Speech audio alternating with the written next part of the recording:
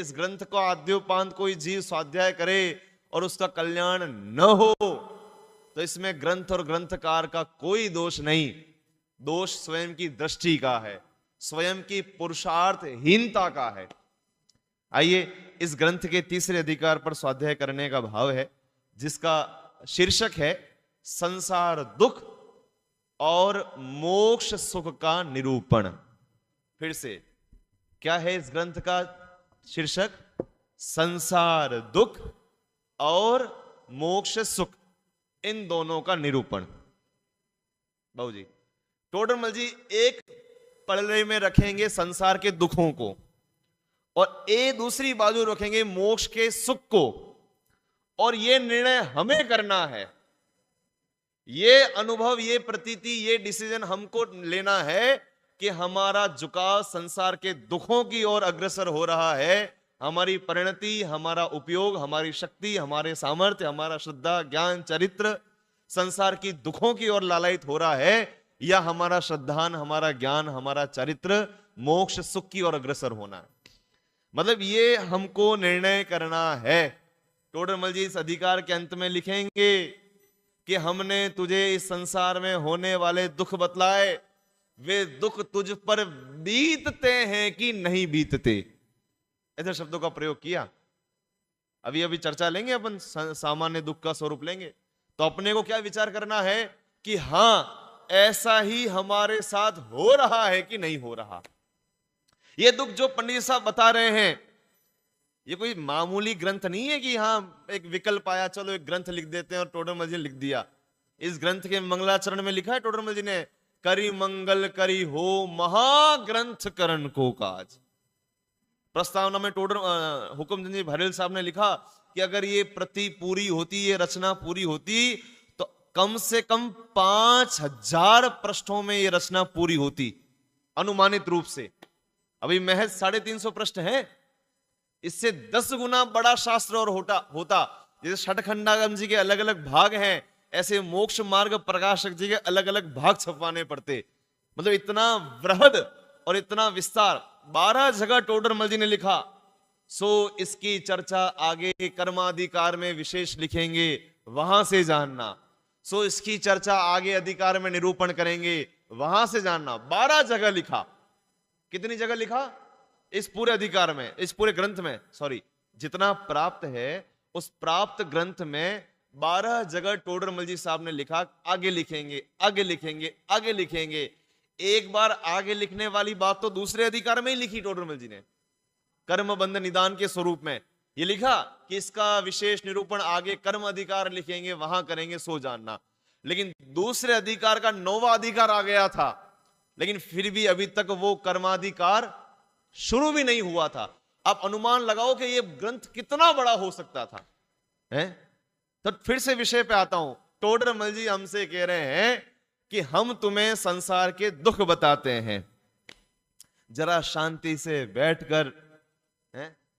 अपनी तो आदत पड़ी हुई ना, पूजन हो कि स्वाध्याय हो कि कोई भी कार्य हो, बस फटाफट फटाफट निपटाने का जो अपना एक गंदा काम हो गया है, निपटाने का है।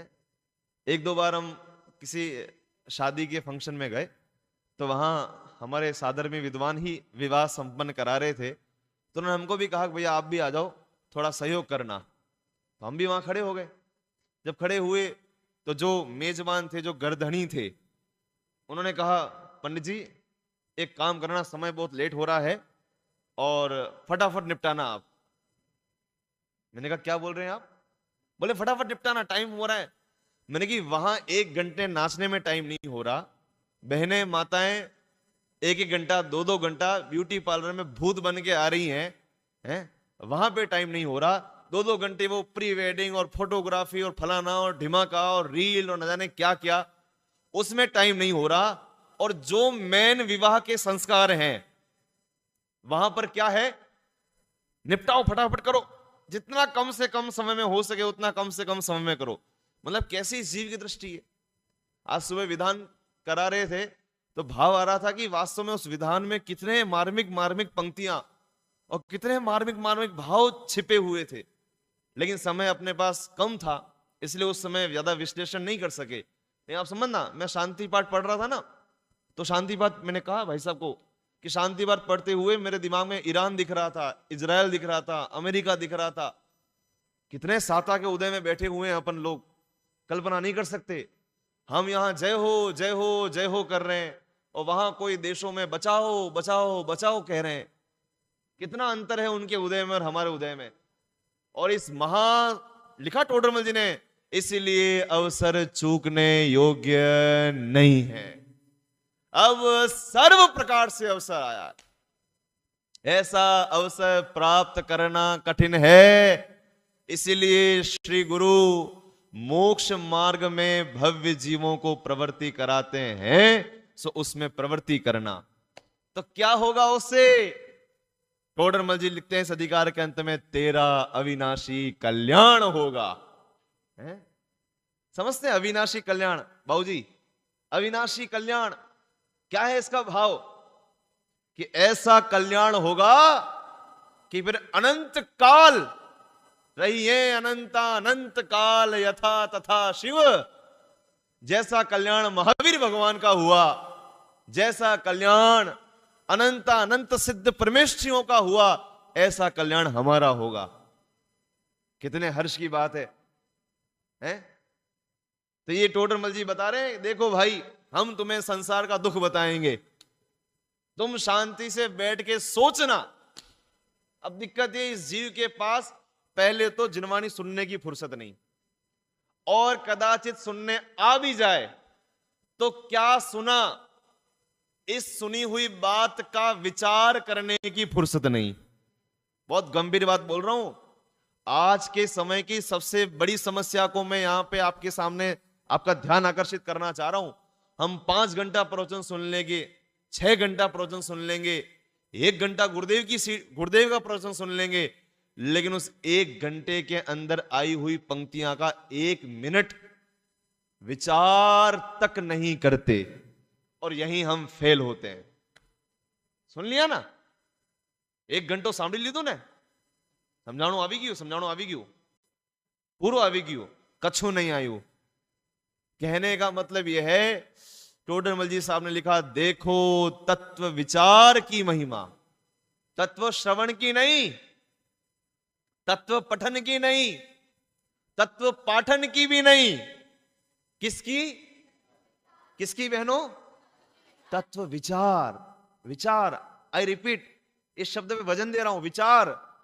हम क्या विचारते हैं, हम क्या सोचते हैं, हम जिनवानी की पड़ी हुई बातों के ऊपर कितना अपना उपयोग ले जाते हैं, कीमत उसकी है।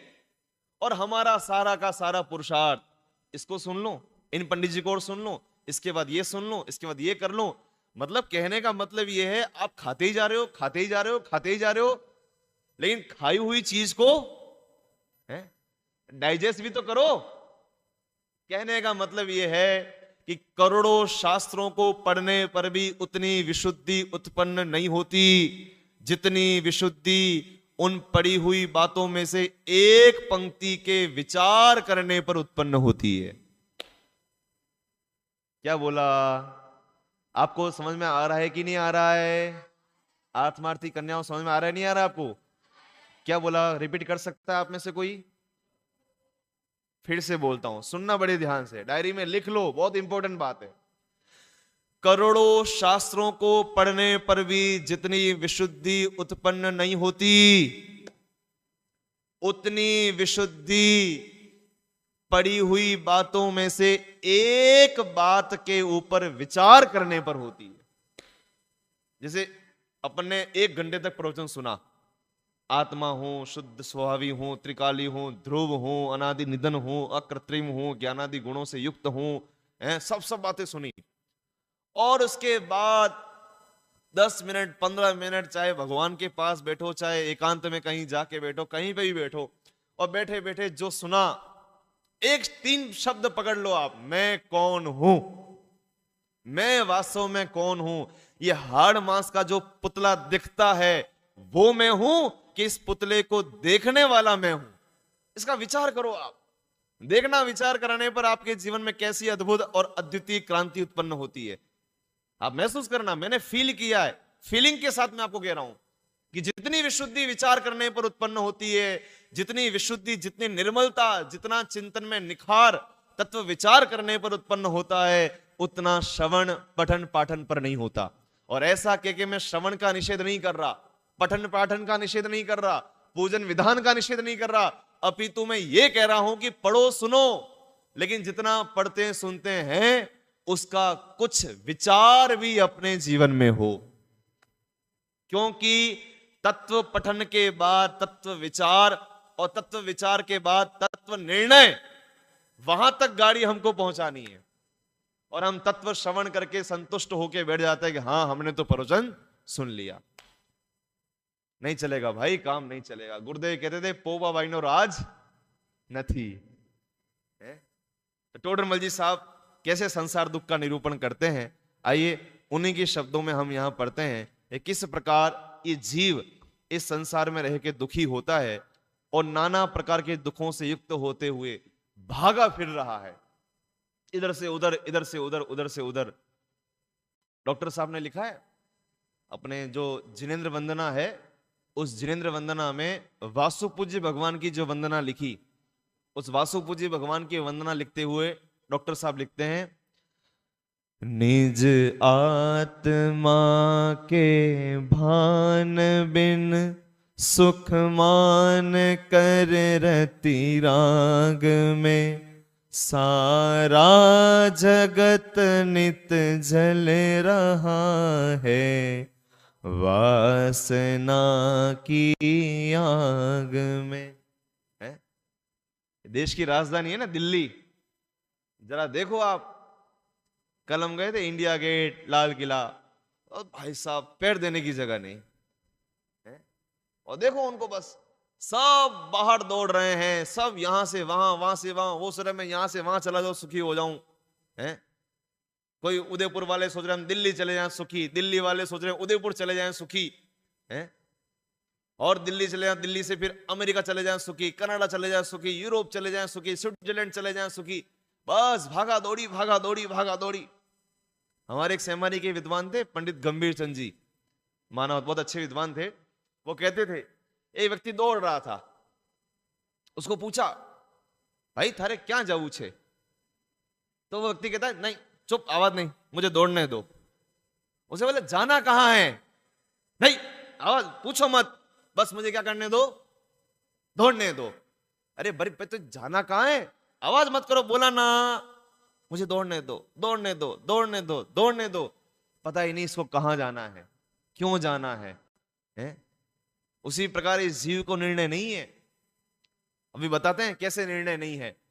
जान रहा है कि इन कार्यों को करने पर मुझे सुख नहीं होगा, मेरा दुख ही बढ़ेगा, लेकिन ये जानने पर भी क्या मजाल कि उन कार्यों को छोड़े। होता ना बहुत बार घर में ऐसा बनाव बनता है कि कभी पुत्रादिक बात नहीं सुने, हैं पौत्रादिक बात नहीं सुने, ये तो कोई आश्चर्य की बात नहीं है। तो जब बात नहीं सुनते हैं तो माता पिता कहते हैं हमें क्या करना, हम तो तुम्हारे फायदे के लिए बोलते हैं, वाह नहीं सुनना हो तो छोड़ो, हम तो आज के बाद कुछ भी तुमसे कहेंगे ही नहीं। बोला है मम्मी ने, वाह जा तेरे को मर्जी पड़े वैसा कर, आजकल मैं तुझे कुछ नहीं बोलूंगी। लेकिन नहीं बोलती ना मम्मी, है नहीं बोलते ना पापा, मतलब क्या गजब है, ये भी बोलेंगे कि हम नहीं बोलेंगे, और क्या मजाल की वो बोले बिना रह जाए, हैं? ये तो स्वानुभूतियां चकासते हैं, नहीं है, हमारे साथ भी होता है, सबके साथ होता है। ऐसे ही कह रहे हैं, हम जान रहे हैं कि भोजन करने पर क्षुधा नहीं नाश हो रही, पानी पीने पर तृषा नाश नहीं हो रही, टीवी देखने पर, सीरियल देखने पर तृप्ति नहीं हो रही, आईपीएल देखने पर मजा नहीं आ रहा, लेकिन फिर भी क्या मजाल कि हम सुखी होने के लिए इन सब चीजों को क्रॉस करके कोई दूसरा उपाय करें। ये जानने पर भी फिर वहीं दौड़ में, फिर वहीं दौड़ में, फिर वहीं दौड़ में लगे हुए, और इसी का नाम मिथ्यात्व है, विपरीत मान्यता है, उल्टी मान्यता है। आइए टोडरमल जी बताते हैं यहाँ पे, प्रश्न क्रमांक है 70, पीछे आ रहा है, नहीं बंद है, कोई बात नहीं, आए तो ठीक देख लेना, नहीं तो यहां से सुन लीजिएगा। मोक्ष मार्ग प्रकाशक में तीसरे अधिकार में प्रश्न क्रमांक है 70, शीर्षक है ग, दुख का सामान्य स्वरूप। सुनना, बड़ा मजेदार विषय है, बहुत आनंददायी विषय है। फिर से, क्या है बहनों विषय? दुख का, एक बार फिर से बोलो। ठीक है। अभी इसके पहले जो विषय चला था ना, वो चारों गतियों के अलग अलग दुख बताए थे टोडरमल जी ने। मनुष्य गति का क्या दुख है, देव गति का क्या दुख है, तिरंज गति का क्या दुख है, नरक गति का क्या दुख है। अब वो चारों गतियों में जितने जीव हैं, जे त्रिभुवन में जीवानंद सुख चाहे, तो चारों गतियों के प्राणी मात्र के चित्त में क्या दुख है, उन सभी दुखों का यहां एक मिश्रण मिलेगा आपको। मतलब जीव कोई भी गति का हो सकता है, लेकिन उसका सामान्य तरीके से दुख देखा जाए तो वो यही है। 4 बिंदु इन्होंने टोडरमल जी ने यहां गिनाए, और इस बार के अपने शिविर में 4 बिंदु पूरे हो जाएंगे। ठीक है, चलिए। तो दुख का सामान्य स्वरूप, जो दुख होता है उसका सामान्य स्वरूप क्या है? पहले तो ये निर्णय करें कि हमें दुख होता है कि नहीं होता। बोलो बाबूजी, अपन दुखी हैं कि सुखी हैं? दुखी हैं, पक्का? पक्का। अच्छा, यही बात मैं आपको यहां से निकलने के बाद पूछो ना, बाबूजी कैसे हो? सब बढ़िया, सब चंगासी, आनंद मंगल, मजा छे, लहर छे। और स्वाध्याय भवन के आने के बाद पूछे हम दुखी हैं कि सुखी है, तो क्या बोलते हैं? हमारा उत्तर भी सरकमस्टेंसेस को देख के चेंज होता रहता है। अभी स्वाध्याय भवन में पूछेंगे, मंदिर में पूछेंगे हूं कौन छू, आत्मा छू। और बाहर जाके पूछोगे तो कौन छू? कोई बोलेगा मैं पंडित हूं, कोई बोलेगा मैं बुंदेलखंडी हूं, राजस्थानी हूं, मेवाड़ी हूं, फलाना हूं, ढिमाका हूं। सच बताना, इस बाउंड्री के बाहर कोई अपने को प्रश्न पूछता है कि आप कौन हो, तो अपने को उस समय शुद्धात्मा याद भी आता है? अपने आप से पूछना। इसके लिए बाबूजी को लिखना पड़ा, चिंतन कुछ फिर संभाषण कुछ, वृत्ति कुछ की कुछ, निज अंतर का प्रभु भेद कहूं, उसमें ऋजुता का लेश नहीं। ऐसी स्थिति वास्तव में हमारी है। यहां कहेंगे कि अहमे को खलु शुद्धो दंसन राण मह्यो सदा रोवी नवी अथ मज्ज किंचवी अर्णम परमाणु में तंपी। बाबूजी, और इस शिविर में किसी के चप्पल घूम जाए तो 25 साल तक उसको अगर दिल्ली आत्मारी ट्रस्ट की मेमोरी याद रहेगी, तो भगवान याद नहीं रहेंगे? नहीं होता है ऐसा? पंचकर्णकों में सबसे स्ट्रॉन्गेस्ट मेमोरी होती है। अरे क्या बताएं भाई साहब, वो पंचकर्णक तो बड़े खतरनाक लोग आए थे उसमें। हमने सोचा था एक चप्पल यहां खोलेंगे और एक चप्पल तो नहीं जाएगी, लेकिन गजब की बात है तब भी चली गई है? बोलो। और वो मेमोरी जिंदगी भर बनी रहती है। मतलब शांतिनाथ कुंथुनाथ अरनाथ ने उस पंचकल्याणक में ये दृश्य भी दिखाया था कि कैसे शांतिनाथ ने 96,000 रानियां छोड़ दी, 6 खंड का वैभव छोड़ दिया, 84 लाख हाथी छोड़ दिए, 18 करोड़ घोड़े छोड़ दिए, नवनिधियां छोड़ दी, 14 रत्न छोड़ दिए, सब कुछ छोड़ दिया। लेकिन इसको याद क्या रहा बाबूजी? चप्पल याद रही। और इसलिए कितने लोग तो प्री प्लानिंग के साथ आते हैं, नई चप्पल नहीं पहन के जाना, पुरानी पहन के जाना। काहे के लाने? बोलो। ये स्थिति है हमारी। हम उस धरातल पे खड़े हैं और बातें करने के लिए कहो तो भाई साहब छोड़ दो आप। फिर तो हम तो पूज्य गुरुदेव श्री को भी एक बार पीछे कर दें बातें करने में, तो ऐसी बातें करें जबरदस्त। टोडरमल जी साहब ने उसके लिए लिखा है, चतुराई की बातें बनाता है। शब्दों का प्रयोग किया है, चतुराई की बातें बनाता है। बोलता है मैं आत्मा हूं, लेकिन चर्चा ऐसे करता है मानो औरों की ही चर्चा करता हो। नहीं लिखा? फिर से कहता हूं, हम जितना सुनते हैं, जितना पढ़ते हैं, जितना गाते हैं, जितना गुनगुनाते हैं, जितना सुनाते हैं, उसका एक अणु भर भी हम उसका विचार करें तो हमारे परिणामों की निर्मलता असंख्यात गुना हुए बिना नहीं रहेगी। आप करके दिखलाना। इसमें बार बार मैं विचार पे आपको फोकस कर रहा हूं, बार बार विचार पे वजन दे रहा हूं। जैसे अभी चलेगा ना ये दुख का सामान्य स्वरूप, सोचना शांति से बैठ के वास्तव में ऐसा ही कुछ हमारे साथ हो रहा है कि नहीं हो रहा। नहीं हो रहा हो तो हम हैं यहां पे, आना हमारे पास, बुला लेना हमको, चर्चा करेंगे अपन बैठ के, क्या दिक्कत है। सम्यक तो सन्मुख मिथ्या दृष्टि में यही तो लिखा टोडरमल जी ने, बार बार उसका विचार करता है, ऊहापोह उठती है, चर्चा करता है, फिर समाधान लेता है, जो समाधान दिया उस पर फिर विचार करता है। बोलो कितनी धगस होगी उस जीव को, है? विचार करना। आइए ग्रंथ की पंक्तियां पढ़ते हैं। अब क्या शब्द लिखा? अब कब? अब कब? अरे अब का मतलब यह है कि जब हमने चारों गतियों के दुख बता दिए, उसके बाद, अब चारों गति के दुखों को बताने के बाद, अब इस सर्व दुख का सामान्य स्वरूप कहते हैं। सर्व दुख का मतलब चारों गतियों में जो दुख भोग रहा है जीव, मिथ्या दर्शन, मिथ्या ज्ञान, मिथ्या चारित्र के अधीन होके जो दुख भोग रहा है, या फिर कह लो कि हमारे जितने दुख हैं ना, कोई परिवार में दुखी है, कोई समाज से दुखी है, कोई देश से दुखी है, कोई एलपीजी सिलेंडर से दुखी है? कोई सोना चांदी से दुखी है, कोई पेट्रोल डीजल से दुखी है, न जाने नाना प्रकार के दुख हैं। कोई इसलिए दुखी है कि मेरे इंस्टाग्राम पे लाइक नहीं आ रहे, सबके अपने अपने दुख हैं अलग अलग। कोई इसलिए दुखी है कि उसकी ऐसी फोटो क्यों आती, मेरी ऐसी फोटो क्यों नहीं आती। कोई इसलिए दुखी है कि मेरे पास आईफोन क्यों नहीं है। कोई इसलिए दुखी है, जबरदस्त दुख हैं अलग अलग। वो सारे दुख इस पूरे 4 बिंदुओं में कवर अप हो जाएंगे। अब इस सर्व दुख का, सारे दुखों का, चाहे सास का दुख हो तो भी यहां आ जाएगा, बहू का दुख हो तो भी यहां आ जाएगा, पति का दुख भी यहां आ जाएगा और पत्नी का दुख भी यहां आ जाएगा। अब डायरेक्ट नाम नहीं लिखेंगे टोडरमल जी सास बहू का, लेकिन आएगा। मैं आपको प्रूफ भी करूंगा, इंडिकेट भी करूंगा, इसलिए आप ध्यान से सुनना। अब इस सर्व दुख का सामान्य स्वरूप कहते हैं। किसी भी चीज को प्रैक्टिकली अप्लाई करने के पहले उसका स्वरूप जानना बहुत जरूरी है। एक आप बाजार में छोटा सा सिम कार्ड भी खरीदो, हमने तो वो जमाने देखे जब सिम कार्ड इतना बड़ा होता था, इतना बड़ा है, फिर उसके अंदर इतना कर दिया, उसके अंदर इतना कर दिया, और एकदम अब तो इतना इत्तू सा कर दिया है, बहुत छोटा।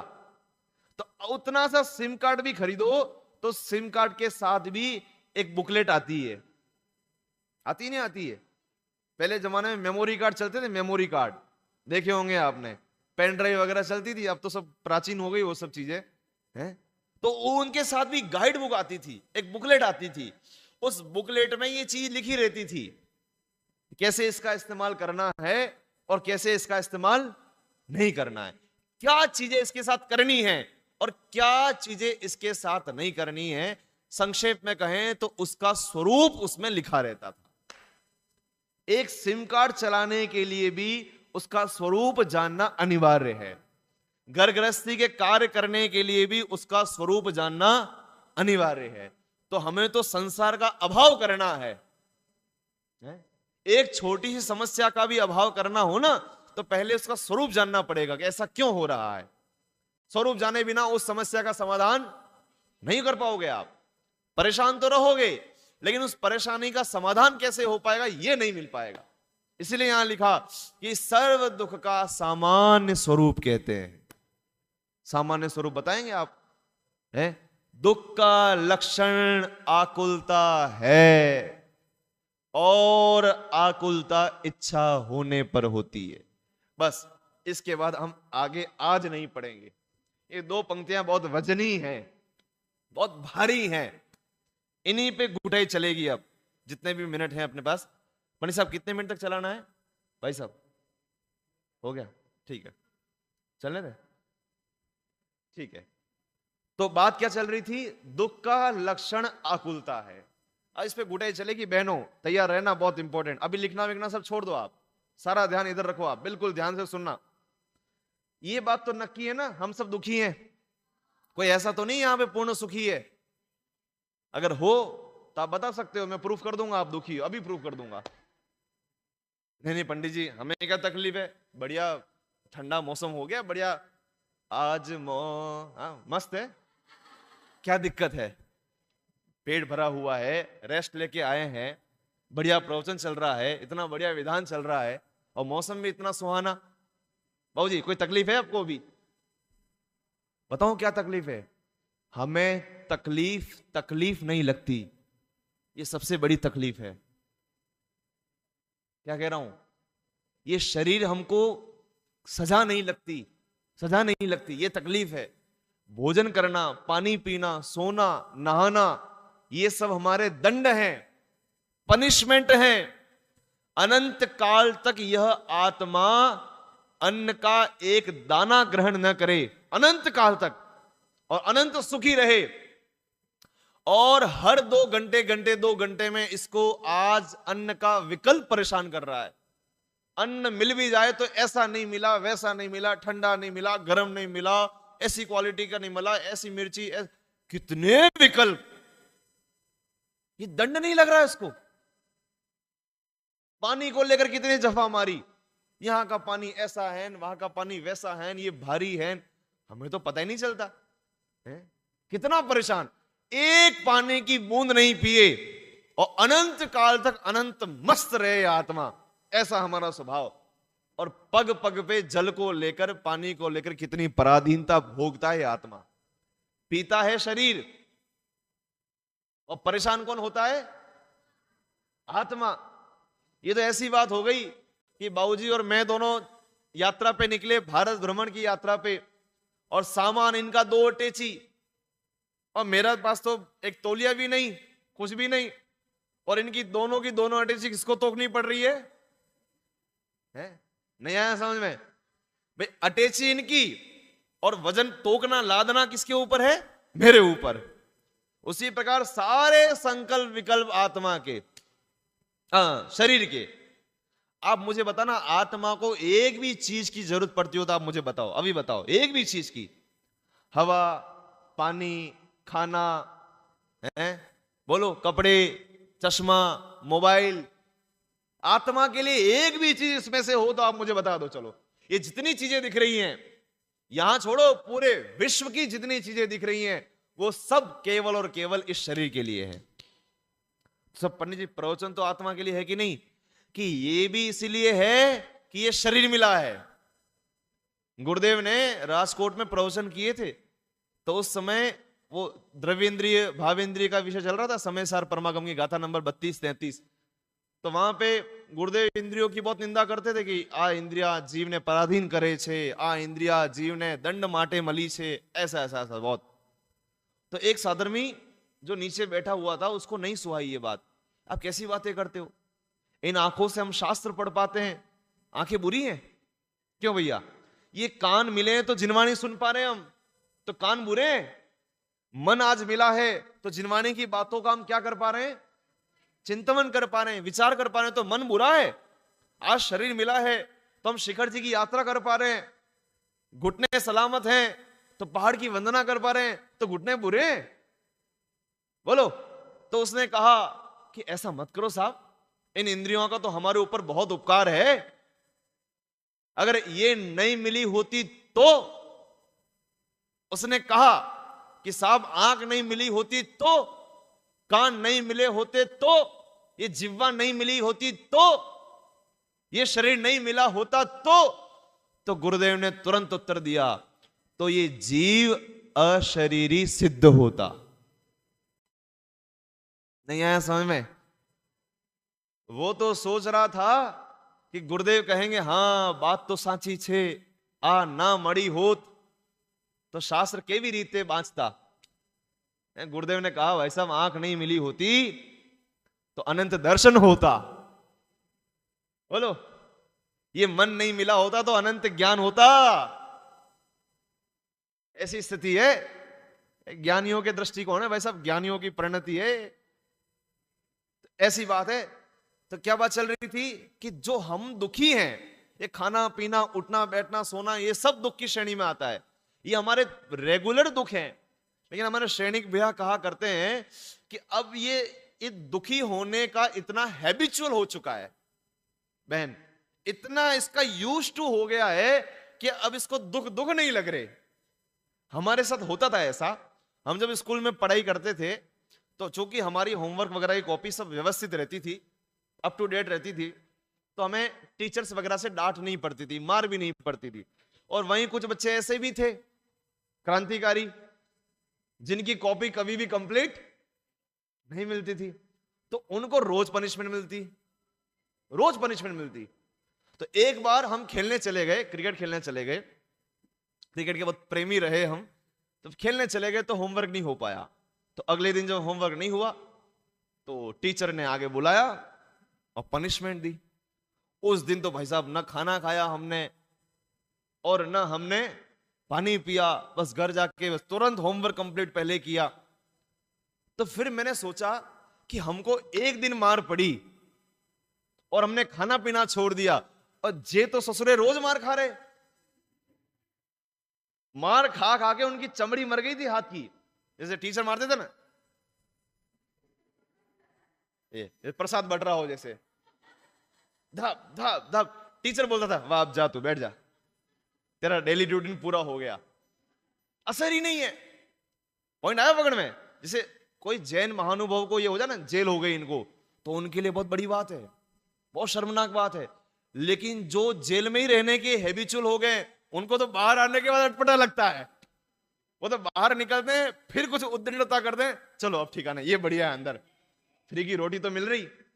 ऐसे ही हमारे साथ हो गया है कि हमको इस जेल में रहने की ऐसी आदत पड़ गई है, ऐसी आदत पड़ गई है, ऐसे हैबिचुअल हो गए कि अब ये जेल हमको जेल नहीं लग रही, अब ये जेल हमको खेल लग रही है। थी तो थी ये जेल और लग रही है खेल। था तो इसमें, थी तो इसमें सजा, और हम मान बैठे इसमें मजा। ये देह सजा है और हम इस सजा को ही सजा रहे हैं। आया समझ में? मिली थी सजा और इस सजा को ही हम क्या कर रहे हैं? सजा रहे हैं। फिर से, दुख का लक्षण आकुलता है और आकुलता इच्छा होने पर होती है। एक सूत्र दे रहा हूं, डायरी में लिख लीजिए। दुख का लक्षण आकुलता है, प्रतिकूलता नहीं। और सुख का लक्षण निराकुलता है, अनुकूलता नहीं। अरे आपको समझ में आ रहा है कि नहीं आ रहा है? मैं थोड़ा सा इसको इलेबोरेट करूंगा, 2 मिनट का समय अपने पास शेष है, मैं इलेबोरेट करूंगा अभी। फिर से, दुख का लक्षण आकुलता है, प्रतिकूलता नहीं। सारा जगत, सारा विश्व प्रतिकूलता में दुख मानता है, लेकिन जैन धर्म उन सारे विश्व के प्राणियों को चुनौती पूर्वक कहता है कि एक भी जीव प्रतिकूलता में दुखी करके बता दो। बोलो, थोड़ा सिद्ध करने में मेहनत है इसमें बाबूजी, पंडित साहब, मेहनत है इसमें थोड़ी। क्यों साहब? भूख लगने पर दुखी नहीं होता आदमी। पंडित जी ठीक है, आपको लगता है प्रतिकूलता में दुख नहीं, तो आज से आपका भोजन पानी है। आप ही कह रहे हो प्रतिकूलता से दुख नहीं होता। देखो, भोजन पानी बंद होने पर आकुलता होगी तो ही दुख होगा। अगर भोजन पानी के बंद होने पर ही दुख हो तो ऋषभदेव के 6 महीने उपवास करने के बाद 7 महीने 9 दिवस तक आहार की विधि नहीं मिली, कितने दुखी हुए हैं? और हमारे 5-10 मिनट भी भोजन लेट हो जाए तो जितनी ऋषभदेव को आकुलता नहीं हुई, उससे असंख्यात गुनी हमें होने लगती। बोलो, अगर मेरा प्रश्न है प्रतिकूलता से दुख होता हो तो प्रतिकूलता तो उनके पास भी थी, फिर वे दुखी क्यों नहीं हुए? इसका मतलब दुख का लक्षण प्रतिकूलता नहीं हो सकती। अगर प्रतिकूलता दुख का लक्षण हो तो सुकुमाल को भी दुखी होना चाहिए, सुकौशल को भी दुखी होना चाहिए, आदिनाथ को भी दुखी होना चाहिए, महावीर को भी दुखी होना चाहिए।